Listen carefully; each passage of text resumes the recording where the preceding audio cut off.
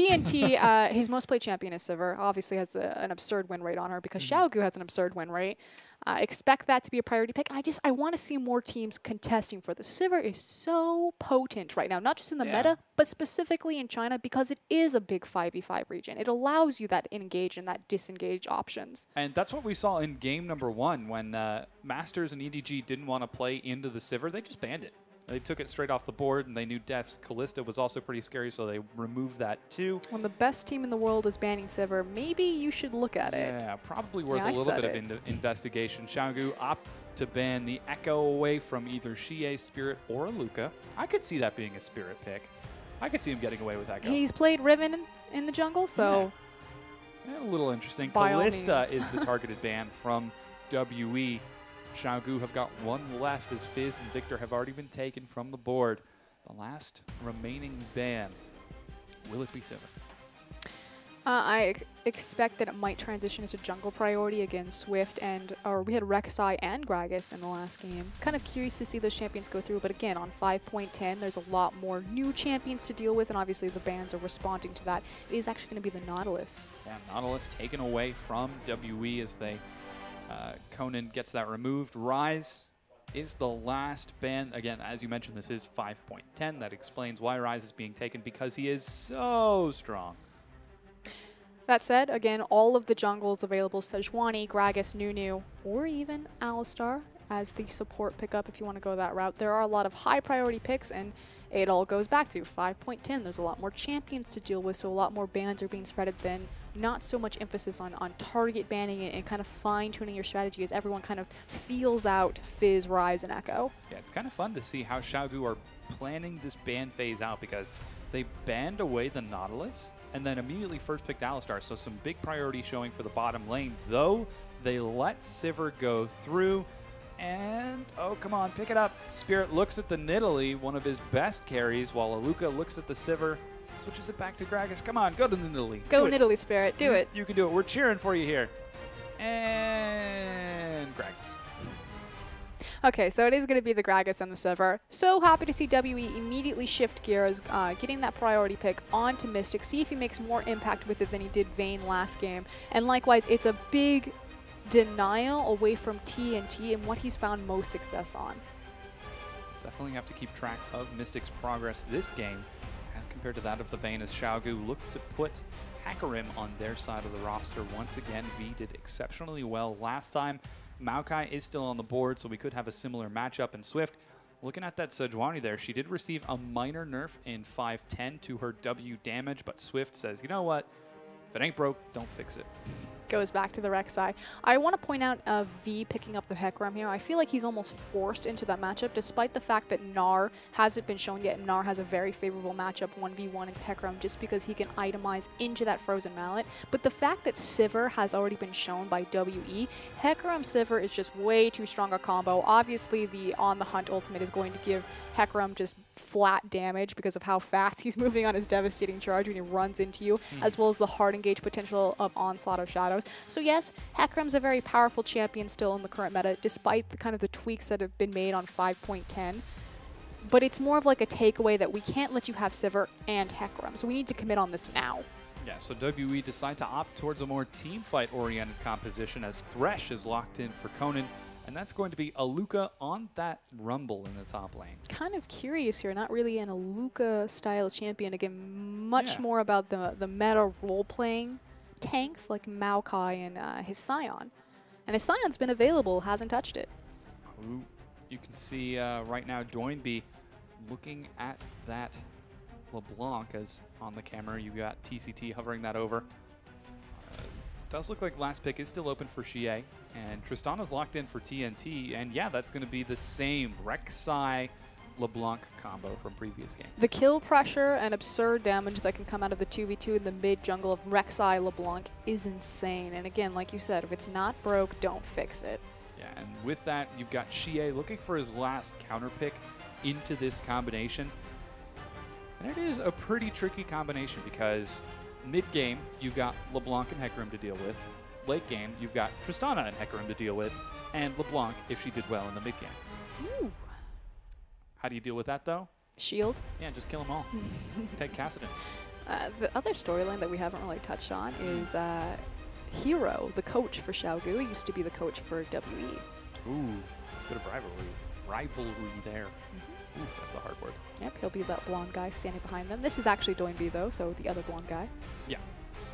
But it is going to be the Cassinan lock-in. Now, Cassinan is a good answer to LeBlanc. Obviously, his lane phase, although it's more about just being equal on farm because you're still a melee-based champion. But it's really hard for LeBlanc actually to burst through Cassinan's shield that he'll get. So it's not that awful of a matchup. I think it would actually favor Cassinan as far as the lane phase is concerned. I think the big turning point for that, though, is going to be the junglers in that opposition. You've got the Rek'Sai locked in, and I believe that was the Gragas locked in as well. Yep, so Swift and Spirit on the screen right now. Yeah, and you can see the Gragas and Rek'Sai right there.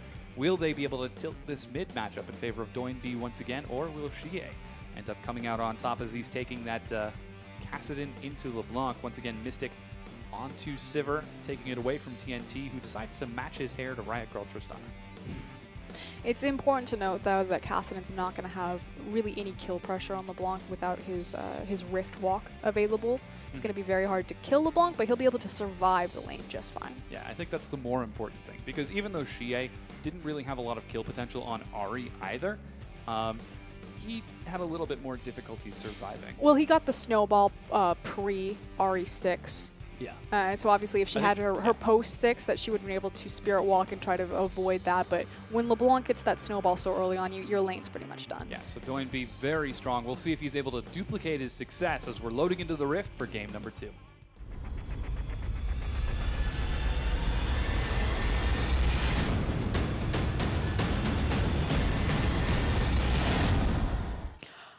And we have loaded into the Rift. It's Qiao Gu versus World Elite in game number 2 of set number 2 of day number 1 of week number 4 of the League of Legends Pro League. Yeah, that's a lot of numbers right there. But the only thing you need to know about right now is TCT is about to get ganked. Spirit and Conan go forward. He drops a ward. Mystic sees it, and they let him go.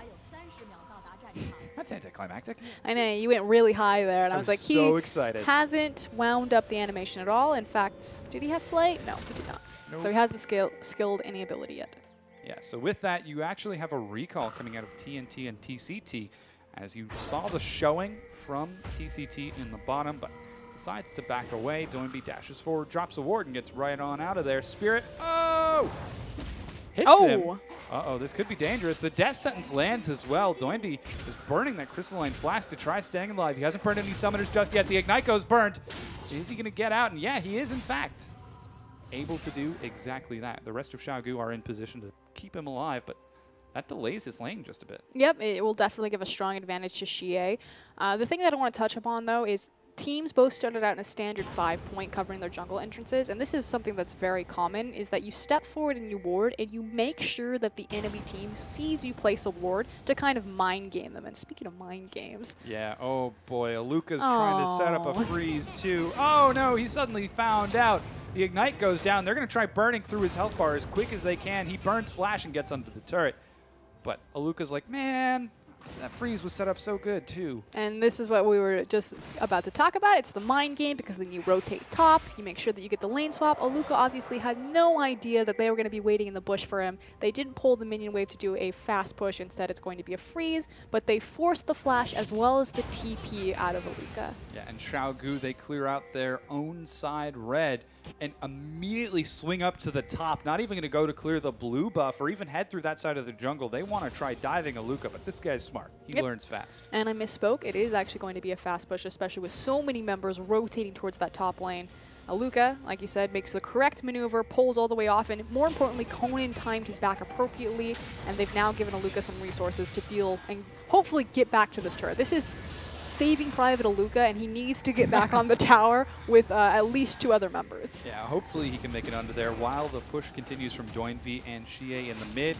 And in the bottom lane, you've got the solo farm from Mystic. So the big question is, will they be able to make it? Aluka's clearing out his red buff right now, so the vertical jungling is not going to be happening from Qiao Gu. And V's actually even teleporting as Mystic went for a fast shove, and without any kill pressure, V feels totally safe. Yeah, exactly. He's able to do that because he knows where all of the resources from WE are, so he knows he can't get four-man dove like they were about to do to Luca, but hey, he got back to the tower. He did, and look who's there with him. It's Spirit to make sure that there isn't going to be any sort of silly shenanigans.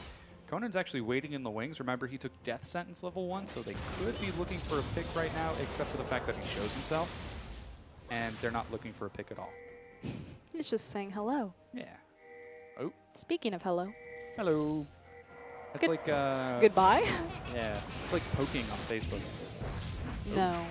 Some damage coming across as Doinby forced to get out of the harass. What do you mean no? They were poking. But this is important. LeBlanc losing the matchup and effectively an isolated lane. So the big thing about when lane swaps come through is it isolates the mid lane. So it works really well if you have a hyper-scaling mid laner. Of course, in this case, we have two assassins, Cassidy and LeBlanc. But the fact that Doinby was delayed to his lane because he got caught up in that level 1 gave Qiao the advantage, and it's starting to pay off, forcing Doinby back early again. And just like that, Doinby goes for the first recall, gets some more consumables, and gets a Fairy Charm. V trading with some excellent harass onto Mystic. Not having unit collision is working pretty solid for V right now as he's getting some big damage across. He's got Ignite, but suddenly realizes he may have extended it just a touch too far. Runs back to the safety of his minion wave. I'd like to think that Conan completely meant to do that, but meanwhile in the mid lane, nope, never mind. Yeah. Conan flashed forward, and he hooked Targan procced on a minion. Deliberate. Yep. It was just it was a zoning flash. It was to save Mystic. He was going to lose so much health. He needed the Targon to heal him, yeah. Exactly. It ended up working out so well. Pay no attention to the fact that Mystic had to burn his heal. Minor detail, minor detail. The fast push coming out of TNT as he looks to take down that turret. You can see Tristana doing some serious damage here. Spirit trying to help save it, but he can't quite make it in time, and suddenly Aluka, who's all by his lonesome, has to back away once again. One of the few champions that can really keep up and even overshadow Sivir and her siege potential is Tristana, and it's because her satchel now, her E, is able to stack onto a tower and then do extra damage when she finally gets enough autos and it times out and procs. Some serious damage there. The smite from Swift secures the Krug, while the rest of the fast push occurs on the bottom side of the map. So far the turret is still standing. There's going to be a cannon minion wave coming. If they can install it, oh no, it gets out of the turret in time. So that turret's not going to fall quite this way. Let's kind of take stock of everything that's really happened in this lane swap. So we had some mind games. Big thing, Doinby was delayed to lane. Aluka had to burn all of the summoners. And really what this turns out to is that Aluka has been suffering probably the most. I mean, Doinby's having a rough go at it, but he's staying relatively serviceable as far as CS as we see him get bullied around by Qiao on the screen. But Aluka, 11 to 23. More importantly, the level discrepancy, level 5 to level 3 on Rumble, especially as teams start to transition and turn towards that dragon. V is going to be so much more potent and ready for a big 5v5 before Aluka. Yeah, finally the turret goes down. Instant recall out of TNT, and you can already see TCT heading down to the bottom along with Swift as they could be looking to help defend the turret. With 4 members on the bottom side of the map, Qiao Gu feeling very strong after this one. They do turn on to Conan and pick him up, going 2 members into the 3 here. They might be able to get another kill. Mystic goes down to V. Qiao Gu just slaughtered the bottom lane. They're even going to go for the dive. Level 6. It's a double kill for V. And of course, V got the level up in the middle of that fight. Had the Onslaught of Shadows, knew that they could chase, just correctly juggle the aggro. Beautiful right there. And that's what we were talking about. The big difference so far in these teams is the discrepancy between the top laners. They're both... oh, hold on. Yeah, some action in the mid lane. TCT with the roam helps Doinby out. He's like, you know what? You're at a deficit. Let me cover that for you. I love Alistar as it's not a response to Kassadin. Obviously, Kassadin was picked into the Alistar, but I always love Alistar as a response to Kassadin just because he has so much kill potential in Kassadin pre-level 6 because you can just walk up behind him, pop him off the tower, and dive him. That's exactly what we saw. Is suddenly it's 4-0 in favor of Qiao Gu. Finally, Aluka gets to the top lane. He's like, I finally closed the CS gap, guys. I'm even with my opponent. Wait, where did these kills come from? Wait, he has his ultimate and I don't? Yeah. V doing very solid. Once again, opting for the Merc Treads first and looking for the Trinity Force second in that hyper-aggressive Hecarim build with Swift. Secures his red buff on this side of the map. And really, Qiao Gu are feeling very phenomenal. They're up 3,000 gold. They've secured that first turret, and they're still even managing to hold the bottom tier 1 as well. fairly even across the board as far as CS as well, despite the discrepancy in the top lane. The question now is how are Qiao Gu going to transition their power spike from taking the first tower in the top lane into an advantage into the bottom side of the map for that dragon? Definitely keep track of that. So far, there isn't a lot of vision around that side as Xie trades with Doinby a bit. Typically, the big indicator I've seen has been vision. People put wards, they take Scuttle Crab, they prepare for Dragon by making sure that they can't get flanked. Another way to do it... They don't rush top on both your junglers? Yeah, is also to just kill someone.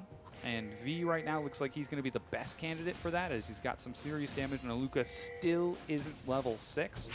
Especially now that Swift is on that side of the map, so... excited to see where the junglers do end up going. What's important is because both, oh, this is cool. So V and Swift have teleports effectively. You have the teleport summoner available for V, and likewise you have the Rek'Sai ult available for Swift. They can actually gank the enemy teleport, Aluka here, and if they kill him, it's not like WE can respond with a dragon, because Swift and V can quickly just be on the other side of the map because tunnels have been placed appropriately. So this is actually a really cool pressure point, understanding that they have complete map control and pressure here. They just need to eliminate that poor little Rumble.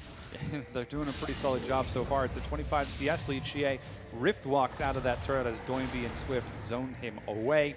That's the duo we see in action, and this is actually pretty interesting to see so far. Qiao Gu so far haven't been relying on Swift, on Doinby for their carry like they did in the last game. It's been Swift who went for that gank in the bottom lane, and with that, V was able to get 2 kills, Swift got one of his own, and now that they've got complete control of the map and a complete lack of vision from WE, Qiao Gu looked to take their first dragon. Nope, you're absolutely right. Unfortunately, Doinby fell behind in the mid lane, so not a lot of kill pressure right there. And there's the dragon. It's the caster curse. You talk about how they're going to gank top lane. Unfortunately for Aluka, he caught it and he backed up, so it was actually just a really good response from WE to see what they were thinking, but I really wanted the dive. I like to think it was actually the caster curse speaking to Doinby through time and space. He heard a voice in his head saying, they're going to gank top. Oh no, I should back away. And so he goes into the turret. So Doinby doing pretty solid in the mid lane. He actually opted for a more defensive build this game with the Chalice as V finds Aluka on the backside. He actually does damage to the minions instead of to Aluka. Oh, the really minions are more of a threat at this point. Yeah. That's a level 8 Hecarim to a poor little level 6 Rumble. Poor little guy not doing so well. I always imagine Aluka, like no matter what champion he's on, he's Sion, Maokai, like these big, massive, bulky champions, Mega Knight. It's like, oh, poor little Aluka. Poor little Sion. Poor little guy. He just wants to charge through the enemy team. That was scary. Yeah. I really want Rumble to get a Roomba skin, just because I feel like he's a vacuum cleaner. Rumble Roomba? Yeah, or Rammus to get a Roomba skin. So basically, he just wears a giant cat costume and sits on top of a Roomba? I don't know what you guys use your Roombas for, but I use mine for vacuuming. Oh, man. I've seen the video. Okay, so you do get the reference. Thank you. Yeah. I just don't understand what people's obsession is with putting their cats on top of vacuum cleaners. I was about to start going into detail into why cats are superior Roomba riders. Mercy. V has a nice big wave pushed up in the top as he's going to continue farming it out. About a 26 CS lead now on top of Aluka on top of those kills. On Swift, top? On top, on top. Swift on top of that secures the Scuttle Crab, dodges the body slam, and the equalizer comes out from Aluka, but I don't think it's going to be enough as V ignites him. Doesn't even have to burn the Onslaught of Shadows. They don't even decide to turn on the Spirit. I mean, this is, again, a classic problem. This is exactly what we were talking about. Aluka, when he's placed on champions that aren't those hyper tanks, or I guess I'll just call them super tanks, he absorbs so much of Spirit's time and energy just to help him go even or be serviceable in the lane that Spirit's not able to impact any other point on the map. That's what we're seeing right now. It's 5-0 in favor of Qiao Gu. TCT looks for some damage onto Conan as the wave was pushing forward, but TNT is not ready to follow up with only his BF Sword and Boots. He's just going to continue farming to try to match that CS that Mystic has. And things really seem to be a little bit slower this game. The majority of the plays and kills so far have been around Swift, so we've really got to keep an eye on his progress. We're shifting back to more of Qiao Gu's expected identity and being a Swift carry team. And the reason why things are okay to kind of slow the pace down is because there's really no big objectives to contest, which is why now we're contesting over little objectives, like the blue buff. Blue, and with that, 3 members go in. Flash knockup finds TCT. He's taken away from his own lantern, forced to flash the wall. Doinby could look to chase as everyone else has joined the battle, but more importantly, V has joined the battle. Doinby manages to get the kill on the Spirit over the wall. V comes around as there is a very solid death sentence, but no follow-up. WE back away, and the blue is going to be stolen by Qiao Gu. Likely, there's what? It's going to go to Doinby. Yeah, what can they steal? This is a wonderful call from Qiao Gu right now, knowing that they're so far ahead in the top lane and knowing that they have the TP there. It doesn't even matter that there's no TP discrepancy, because even if a Luca followed, and that would have been a perfect rumble in a small corridor in a jungle like that, there's just... Hecarim is massive, and Rumble just can't compete with that damage. So they immediately translate their pressure to the bottom side of the map, knowing that it can be a 4v5, or even if it is a 5v5, that they have the advantage anyway. Yeah, so Qiao Gu returning to the form that has worked so well for them. TNT actually going 1v2 here. Flash dodges the hook and even gets the kill onto Conan. Boomerang is going to hit him. Is he going to be able to get out of this? He jumps the flash heal. He keeps himself alive. Here's TCT. He breaks the spell shield. V is joining the battle. Mystic is almost surely dead. Great body slam for the slow, but Mystic is removed from V. So much damage, and what a play. A beautiful performance from TNT. I said it before and I'll say it again. This guy will eventually be an elite AD carry. There he is on your screen. Doesn't have purple hair anymore, but a great smile because that was fantastic. Yeah, he just styled on Mystic and Conan, and so far that seems to be the name of the game, as Qiao Gu have been styling on World Elite throughout this entire series. And TNT has kind of been the background for a very long time. He's not new to the Chinese scene. Formerly went by Fish, Quiet, and Avenger. Oh, hold on. Yeah, TCT was trying to bait out some action there as he was quote-unquote caught by WE, but instead Swift and Doinby have joined the battle. They don't have V, he's on the other side of the map, and TNT's at pretty low health, so they decide to back away. But as I was going to say, it's great to finally see TNT get a true stage and to kind of set him up for greatness and to have some fantastic resources around him like Doinby, like Swift. And now Doinby has to run away from the 4-man gank squad of WE.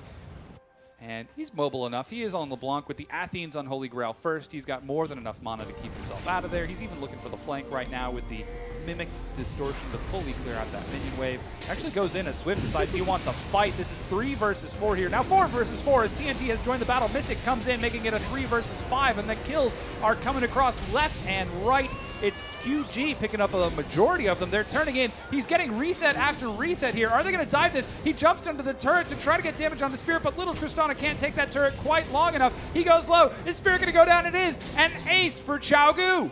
And again, V is just so massive from this early game. Did fantastic in the mid game, and it's just starting to pay off as this game, I say mid game, it's only 16 minutes in. Yeah. This Hecarim is massive. Came into the backside of the fight like billiard balls. WE were stacked up, and they just got scattered around, reset after reset for TNT. And this game is on the back of V, and what's really encouraging is that V primarily was playing a lot of tank champions. Hecarim is a big, most played champion for him, but starting to see him take more of a carry-oriented role as, again, moving pressure off of Swift. This isn't just a team about the jungle now. It can be about Doinby, it can be about TNT and TCT, and it can also be about V. Yeah, a really great play out of Qiao Gu is going to reward them with the ace. They knocked down that mid-tier 1 turret.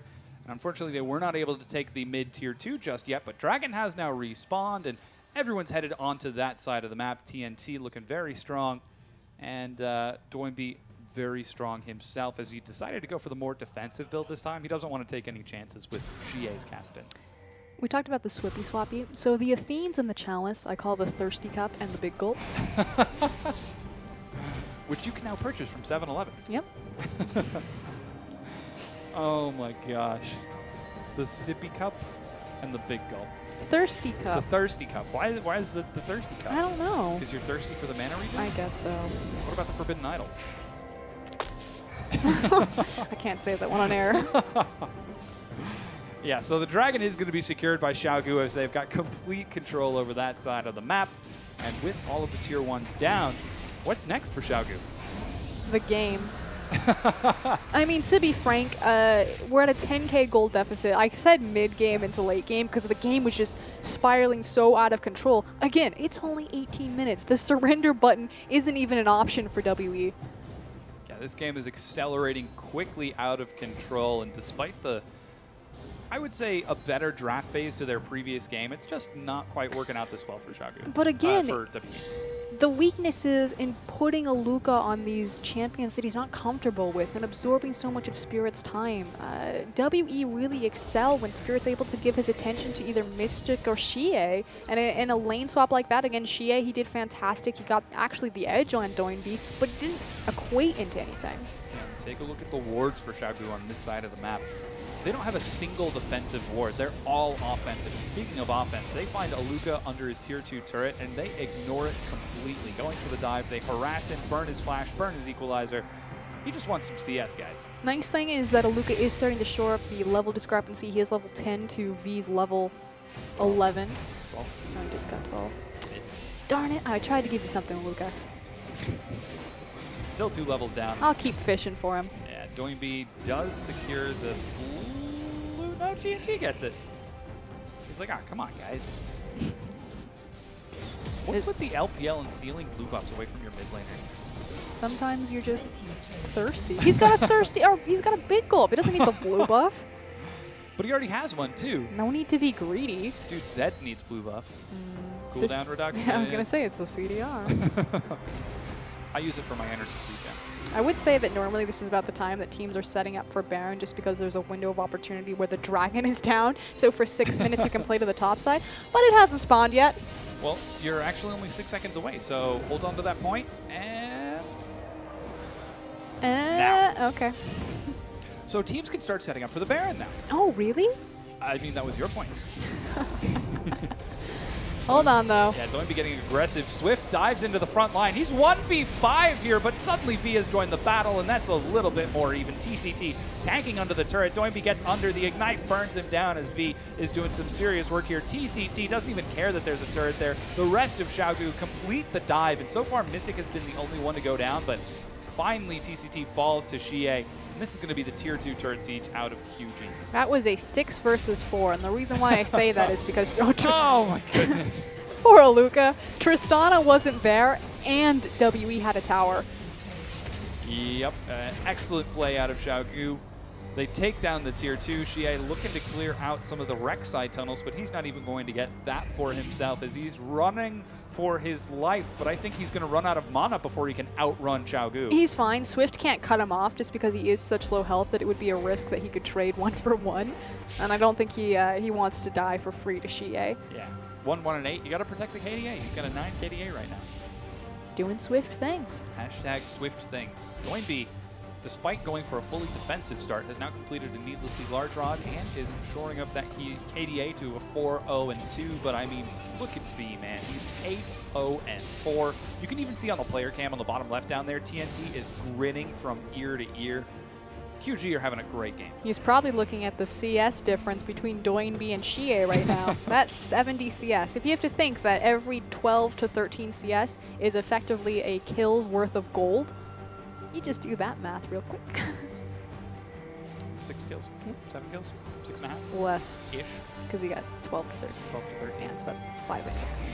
That's pretty neat. Regardless of those kills, however, why use CS to get kills when you can just get kills? Doinby gets pulled in through the hook, however. He's so low. Oh! Spirit finally is going to catch him from behind. V coming in from the backside on Mystic is going to absolutely destroy him. Swift cutting off the escape for Spirit. He says, you know what? You kill my hyperscaling mid LeBlanc. Well, we're just going to make you pay for it. He did it with style. I can't imagine that Spirit's very angry about that. With the cask. It's always so satisfying. With 4 members dead, you've got QG now shoving up the mid lane. I believe that's a cannon minion wave, so they should be able to take this inhibitor. Xie's back up, Mystic's up in 5, and instead they decide to sack the mid lane and take the last tier 2 turret. They have the Unbreakable Will available to them, so should they want to just straight tank a tower, although the minion wave's there, they can always just have Alistar press R. Although Alistar looking for the... Oh, that's mean.